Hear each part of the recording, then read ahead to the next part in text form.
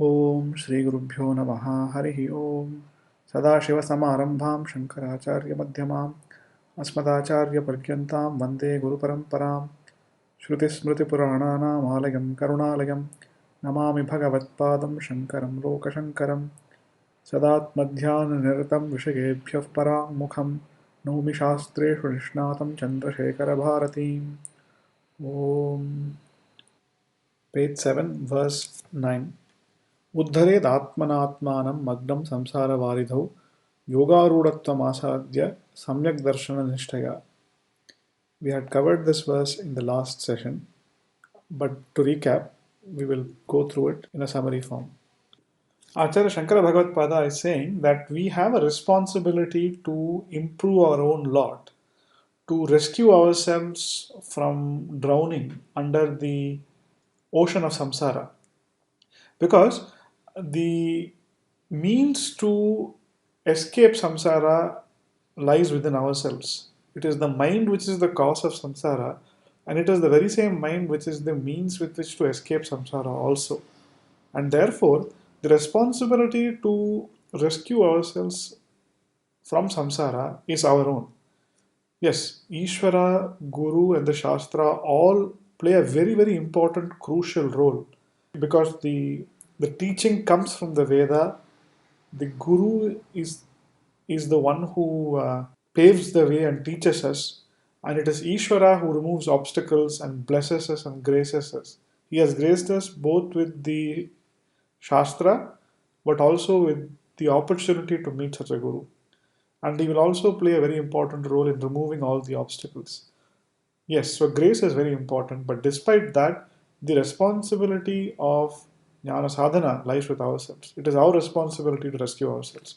That is why it says, Uddhared Atmana Atmanam, from the great ocean of samsara, samsara varidhav. And the means to do that is through yoga rudhatvam. And through yoga rudhatvam, vairagya is meant. But more broadly, it is the sadhana chatushtaya sampatti, or the key qualifying factors that are necessary to give us the capability or the capacity to process Vedanta. So before the entry into Vedanta, we need to have a highly refined mind which possesses dispassion, discrimination, control of our sense organs and mind, and a deep desire for moksha. So the sadhana chatushtaya sampatti is being referred to here by the term yoga rudhatvam, the fourfold qualifications. And therefore, through yoga rudhatvam or the fourfold qualifications, one attains the capability to get the knowledge of the self, the right knowledge of the self. And that right knowledge of the self is referred to here as samyak darshana. That is the knowledge of the identity of the self with Brahman. That the entire universe, the Ishvara and the Jiva are nothing but various manifestations of the one consciousness, that the manifestation themselves do not have an existence apart from the consciousness themselves, that they are intrinsically unreal projections on the only real entity, which is consciousness. And therefore, after that unreal universe and the unreal adjuncts that make up the Jiva and the Ishvara are negated, what remains is the one impartite consciousness, undivided consciousness. And so that is the Samyak Darshanam. And the nishtha in that Samyak Darshanam, the abidance in that right knowledge, is the direct means to moksha. And therefore, what Shankara Bhagavad Pada is saying is that one has the responsibility to uplift oneself from the ocean of samsara through abidance in the right knowledge of the identity of the self with Brahman, which in turn is dependent on having yoga rudhatvam or the fourfold qualifications necessary to enter the study of Vedanta. So, with that brief summary, we can start looking at the commentary to this verse by Jagadguru Srimad Chandrasekhara Bharati Mahaswami. Reading Sangrahenoktamartham saptabihi shlokair vivrinoti. The brief meaning that was provided in verse number 8 by Adi Shankara Bhagavad Pada is being expanded in the next 7 verses, verses 9 to 15. तत्र मुक्त्यर्थं क्रियमाणप्रयत्नस्य सम्यग्दर्शननिष्ठान्तत्वात् मोक्षसाक्षात्साधनं सम्यग्दर्शननिष्ठां तत्र मुख्यहेतुं परवैराग्यापर्यायं योगारूढत्वं चाह अनेन श्लोकेन. So Acharya is saying in the previous verse, Adi Shankara Bhagavad had said, Ato vimuktyai prayateta vidvan. The wise person must strive hard for liberation. And therefore he is saying here, muktyartham kriyamana prayatnasya, the effort that is made in order to achieve mukti or liberation, samyak darshana nishthantatvat. It culminates in the abidance in right knowledge, abidance in the knowledge of the identity of the Atma as Brahman. So, the direct means to moksha, moksha sakshat sadhanam, is samyak darshana nishtha. And the chief aim or the mukhya hetu for that nishtha is paravairagyam or supreme detachment. And that is what is synonymous or means the same thing as yoga rudatvam. Therefore, yoga rudatvam here means absolute detachment. And he's quoting a Bhagavad Gita verse, the one that we referred to in the last session, where the term yoga rudham occurs. Yada hi nendriyartheshu na karmasu anushajyate sarvasankalpa sannyasi yoga rudaha tadauchyate.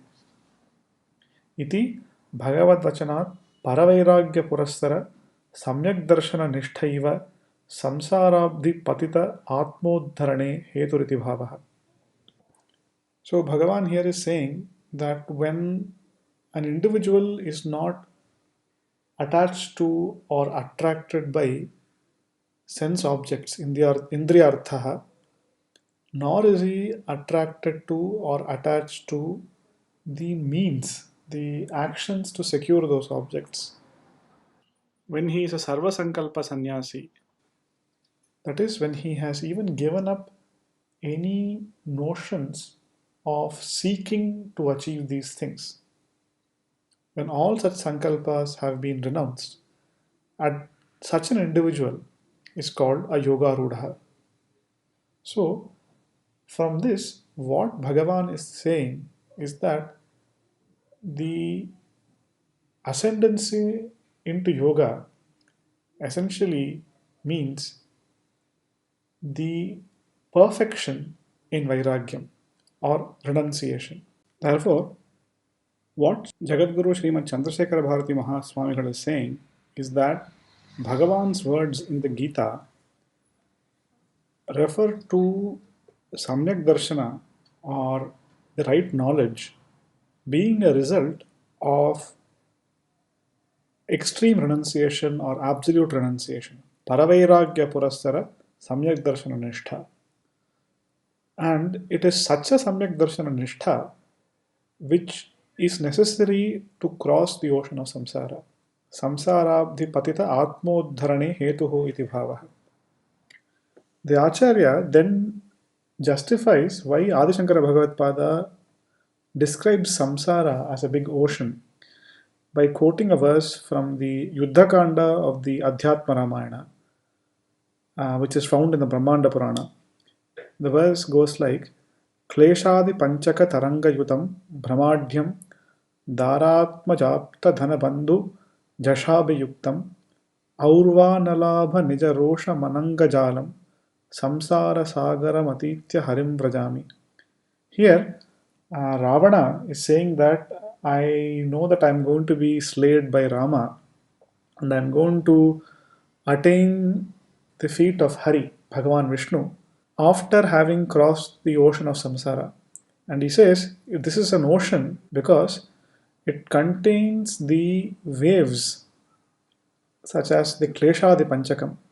Now in the Yoga Sutra, Bhagavan Patanjali describes the 5 kinds of afflictions, Pancha Klesha, which are avidya, asmita, raga, dvesha, abhinivesha. Avidya means the lack of discrimination between the self and the non-self, the lack of discrimination between the real and the unreal. Asmita means the sense of I or ego. Raga means attachment. Dvesha means hatred or repulsion. And Abhinivesha is the strong attachment to the physical body and the fear of death of that physical body. And in the Adhyatma Ramayana verse, it says that Samsara Sagara is characterized by these 5 waves of afflictions, which are these Panchakleshas. Not only are these 5 kinds of waves, the ocean of samsara also contains the whirlpool of Brahma or delusions, which suck people deeper and deeper into that ocean. And any ocean will have large fish and other sea creatures that are ready to prey upon unsuspecting victims. Ravana says the ocean of samsara also contains such creatures. And he says that these are none but one's relatives, the wife, the son, friends, relations, wealth. All these are sea creatures that are ready to pounce upon one and consume one. The sea also contains undersea volcanoes, and anger is that volcano that is under the ocean. Just like these undersea volcanoes cause great turmoil to the ocean and the sea creatures, similarly, anger causes great turmoil in one's life. Ravana makes another point of comparison. He says that love, affection, etc., is a great web that ensnares all. Just like a fishing net catches sea creatures, similarly, one's affections, the web of affections, ensnares victims. So, by the use of various poetic devices, Ravana compares samsara to a great ocean. And Jagadguru Srimad Chandrasekhara Bharati Mahaswamigal quotes from the Adhyatma Ramayana to justify samsara being called an ocean in the Viveka Chudamani verse. It says Magnam Samsara Varidho. That comparison is being justified. He quotes another verse, this time by Adishankara Bhagatpada himself, in the Lakshmi Nrsimha Karavalambam. The verse is as follows. Samsara Sagara Vishala Karalakala Nakra Graha Grasana Nigraha Vigrahasya Vyagrasya Raga Nichayor Minipiditasya Lakshmi Nrsimha Mamadehi Karavalambam. He says, O Bhagavan Lakshmi Nrsimha, I'm stuck in this ocean of samsara, which is a very, very vast ocean, and I have been caught by sea creatures which are deadly black and are killing me. I am afflicted by various waves of passion, attachments to pleasures like the various sense of tastes, etc., etc. So therefore, please lend me a hand and help me cross this ocean of samsara. Thus, Jagadguru Srimad Chandrasekhara Bharati Mahaswamigal is justifying the appropriateness of the ocean metaphor in relation to samsara, samsara sagara or samsara varidhi. इत्यादि रीत्या अविद्या तद्विलासरूपस्य संसारस्य सम्यग्ज्ञानं विना दुस्तरत्वात् वारिधित्वेन रूपणम्. In this manner, as samsara is the embodiment of ignorance and is the place where it is manifested, it is being figuratively described as an ocean. And like an ocean, it is difficult to cross without the boat of right knowledge. Samyak jnanam vina dustaratvat. न ह्यनात्मानं देहमात्मत्वेन मन्वानस्य तस्मिन् जायमाने म्रियमाणे वा तद्गतधर्मः स्वस्मिन्नास्ति इति विज्ञातुं शक्यम्। क्षुत्पिपासायुते वा प्राणे सुखिनी दुःखिनी वा antahkarane. So Acharya is saying is that the individual who considers the non-self, the body, to be himself. That is, he identifies with the body and not just this gross body, but the subtle body comprising the mind, the prana, etc. The one who considers himself to be non different from the body, and whatever is the body's property, he considers to be his own property. So when the body suffers, he thinks that he is suffering. When the mind is suffering, he thinks that he is suffering. Therefore, for such an individual who identifies with the body completely, when the body is born and dies, he says that he is being born and he is dying. And whatever are the properties of the body, he says that they belong to him.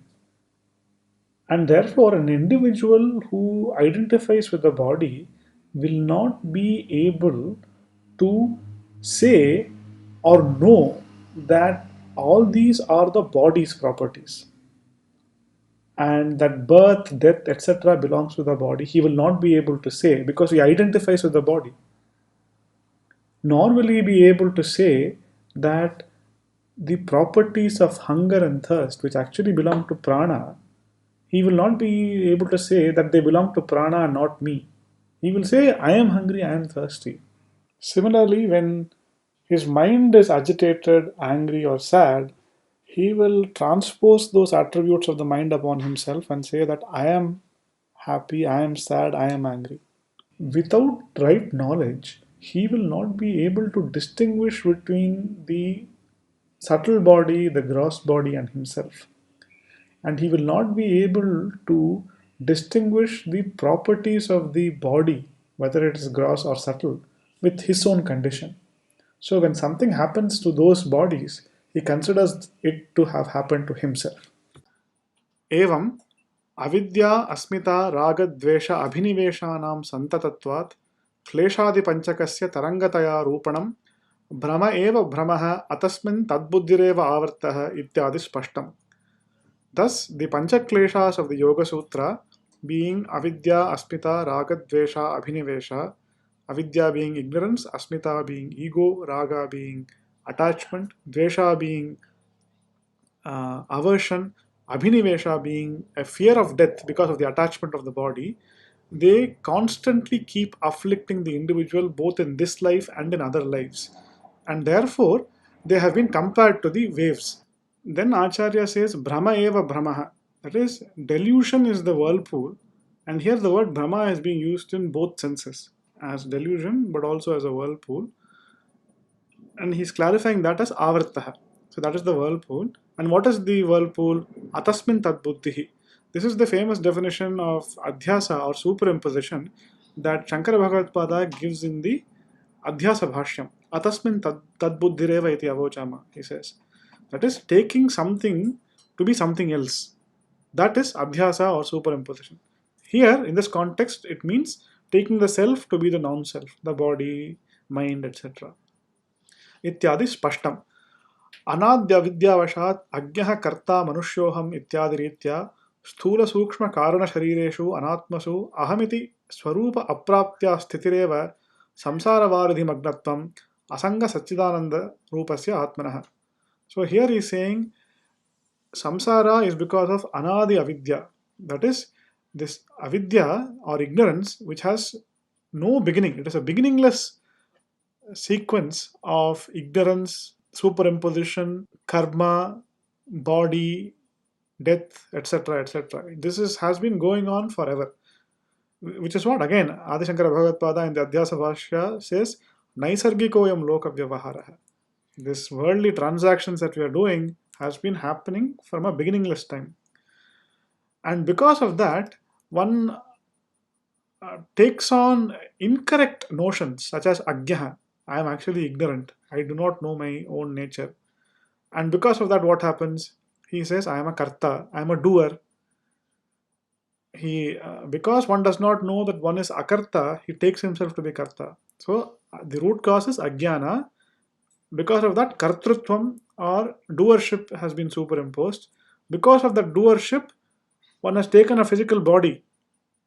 Because when somebody takes on doership, he starts performing actions. When he performs actions, he gets the results of the actions. And what are the results? Next life. And in that next life, you are born as a human being. So what do we say? Manusyoham. Agyaha karta manusyoham. And what does a human being do? He performs more karma, which leads to what? More lives. So thus, this never-ending cycle of births, action, further births, action, etc., etc., the root cause of that is because of ajnana. The root cause of samsara is this anadi avidya or ignorance. It is the reason for these successive births and this drowning in the ocean of samsara. Ityadi ritya sthula sukshma karana sharireshu. In such a manner, one takes on the identity of the sthula sharira, which is this physical gross body, sukshma sharira being the mind, the prana, etc., and karana sharira being the sharira of ignorance, which is present in deep sleep, and which is the also known as the Anandamaya Kosha. And what are these? They are anatma. Stula Sukshma Karana Sharireshu Anatmasu, he says. And what happens in such anatmas? Ahamiti sthiti. One says, I am these things. I am the physical body. I am the mind. I am ignorant. They have such a ahamiti sthiti. And what is the reason for that? Swarupa apraptya. Because one does not know what the Swarupa is. One does not know that one is Satchidananda Atma. So, the Asanga Satchidananda Atma, the self, which is Sat, existence, Chit, consciousness, Ananda, bliss, that is the true nature of the self. And which is what? Asanga. It is totally unconnected with these bodies. It has no relations whatsoever with these bodies. It merely exists. And by its mere existence, the body takes on the nature of consciousness. The body becomes conscious because of the presence of consciousness. Consciousness does not attach to the body, it is present everywhere. But the body reflects that consciousness and thinks itself to be conscious. And the notion of the aham or I, instead of that notion being associated with the Satchidananda Atma, one associates with this physical body instead, because one does not know oneself. And that attachment or the notion of I with the body is what Jagadguru Srimad Chandrasekhara Bharati Mahaswamigal is calling Samsara Varidhi Magnatvam.